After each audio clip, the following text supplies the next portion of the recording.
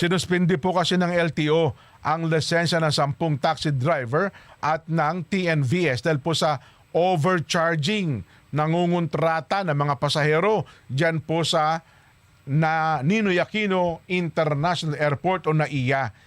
Inisyu po ng ahensya ang show cause order sa mga driver na huli na sinagawang surprise operation noon pong June 25. Ayon po kay LTO Chief Assistant Secretary Attorney Vigor Mendoza, ipinaalam na sa mga driver ang pagsuspindi ng kanilang lisensya sa loob daw po ng 70 araw sa pamamagitan ng SCO. Ano ba yung SCO na yun? Kaya na ko pa tinatanong yan, ha? Idinagdag pa niya na ang lahat ng driver na nahuhuli mahaharap po sa kasong being an improper person to operate a motor vehicle na mayroon po maximum penalty at pagbawi ng lisensya.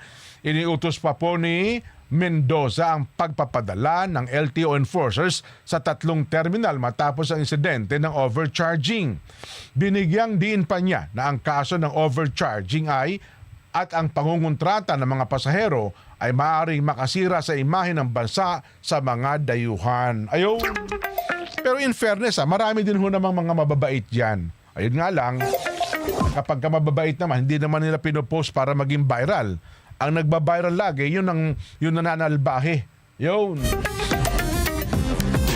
Kasi bihira yun. No? Ito po ang taxi driver na si Ichan Cornista. Halimbawa lang. Ha?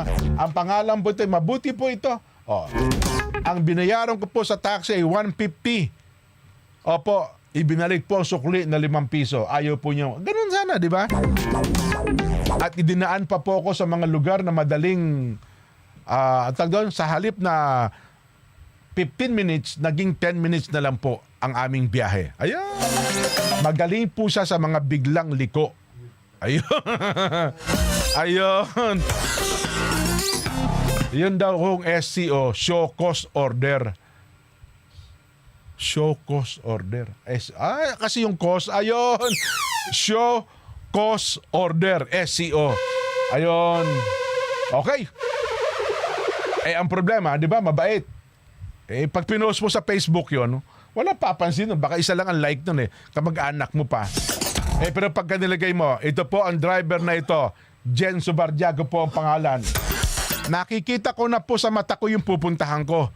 3 hakbang na lang pero hindi po kami makaabot-abot. Ikot po kami ng ikot. Ayan, ikot po kami ng ikot. Nakikita ko na po yung pupuntahan ko, yung building Oho. Pero sa halip na mapalapit, yun hong biyahe naming 5 minuto, naging 20 minutos. Yun hong nakalagay sa metro, 150, siningil po ko ng 300. Barumbado po itong taxi driver na ito. Viral yon. Viral yon, pare ko. Ayun, di ba? Yun ang sinasabi ko Ba't kaya ba ganun tayo, no?